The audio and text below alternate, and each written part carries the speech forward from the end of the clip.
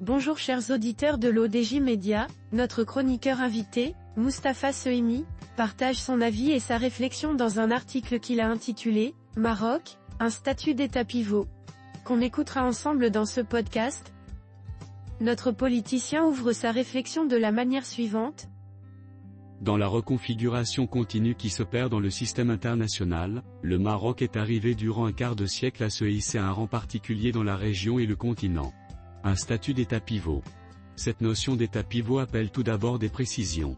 Elle fait référence à des grands classiques de la géopolitique, tels Alfred John Mackinder, 1861 à 1947, dans ses ouvrages surtout le dernier, The Round World and the Winning of the Peace, 1943, ou encore Nicholas Pickman, 1893-1943, son disciple, qui a complété la théorie du Heartland de son maître. La Terre est composée d'un cœur, Heartland, et d'un anneau de terre qui l'entoure, qu'il appelle Rimland.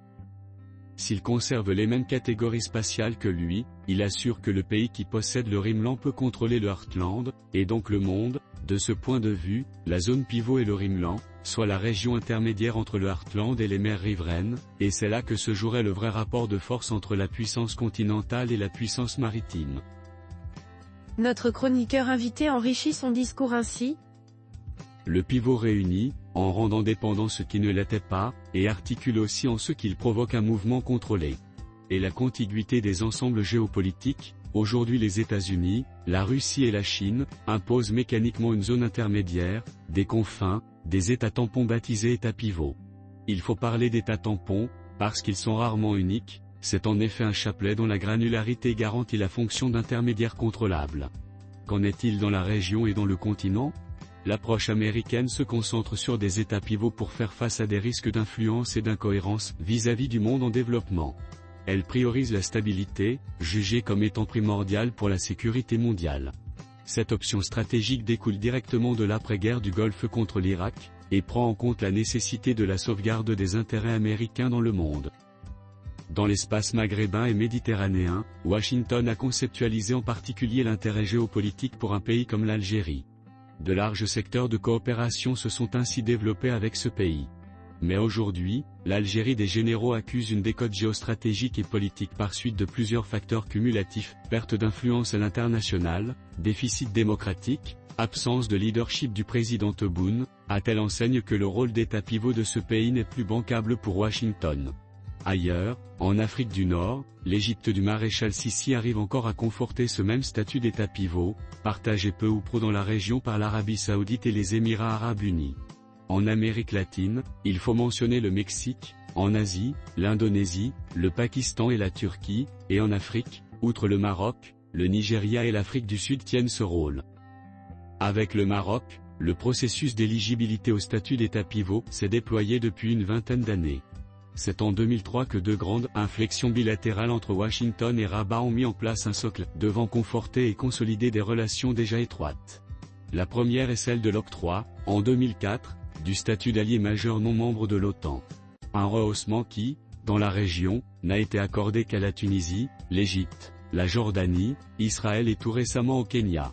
Il s'agit d'un renforcement de la coopération militaire, bien entendu, mais avec une mention particulière pour le Royaume. Référence est faite ici à l'exercice militaire African Lion, qui vient de se dérouler, comme depuis 20 ans au Maroc, du 20 au 31 mai dernier. L'autre inflexion regarde l'accord de libre-échange avec les États-Unis, signé également en 2004 et entré en vigueur en 2006. Assurément, voilà bien une vision partagée en termes géostratégiques globaux. Un schéma offrant des avantages économiques et commerciaux pour Rabat, dans le sens d'un accroissement de son potentiel de production et d'une diversification de ses débouchés.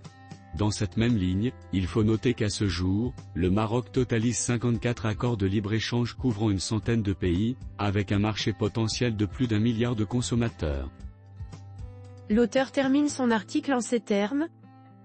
Voilà qui représente un atout et de grandes opportunités, les États-Unis n'ayant conclu un accord de libre-échange similaire avec aucun autre pays, ni maghrébin, ni arabe ni continental. La préoccupation américaine a trait en même temps au souci de contrecarrer le projet européen avec le Maghreb. Elle prend acte de l'échec de l'initiative formulée quelques années auparavant, elle envisageait alors une intégration économique des trois pays du Maghreb central, avec la création d'une zone de libre-échange commune en 2004. C'est donc le Maroc qui a été priorisé comme partenaire stratégique et pôle principal dans la région. L'on passe ainsi d'un partenariat stratégique à un stade plus élevé, celui du Maroc comme État pivot. Intérêt géoéconomique pour Washington, intérêt géostratégique aussi. Le Royaume réunit bien des paramètres dans ces deux domaines, la stabilité politique et institutionnelle, son rôle dans la mobilisation contre le terrorisme, sa diplomatie proactive sur les grandes problématiques internationales, changement climatique, environnement, énergie renouvelable, sans oublier le dialogue religieux, un islam modéré et un projet de société adossé à un référentiel moderniste et démocratique. Une capitalisation engrangée depuis plus de 2 décennies, menée et conduite par une vision royale et le leadership personnel, moral, politique et diplomatique du roi Mohamed VI. Le Maroc en 2024 ? Un État fiable, crédible, fidèle à ses engagements, attaché à la paix et à la sécurité internationale dans le droit fil des principes de la Charte des Nations Unies. Rédigé par Mustapha Sohimi. C'est tout pour aujourd'hui sur R212. On se dit au prochain podcast de nos chroniqueurs invités, restez à l'écoute pour plus d'actualités. Et merci de nous avoir écoutés, à très bientôt.